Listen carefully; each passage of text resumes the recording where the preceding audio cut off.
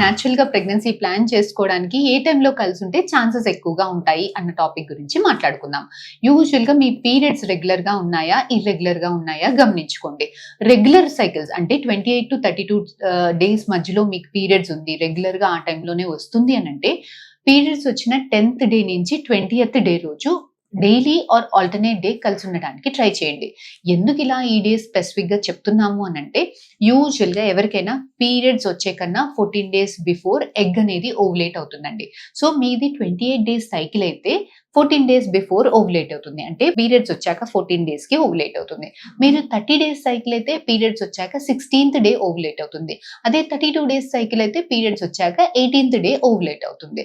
So ఈ egg అనేది మన ఫీమేల్ ఒంట్లో 24 అవర్స్ బతుకుతుంది. స్పెర్మ్ అనేది ఫీమేల్ బాడీలో 2-3 డేస్ యాక్టివ్‌గా ఉంటుందండి. సో ఎగ్ రిలీజ్ అయ్యే కన్నా 2-3 డేస్ ప్రయర్ నుంచి కలిసి ఉంటే బెస్ట్.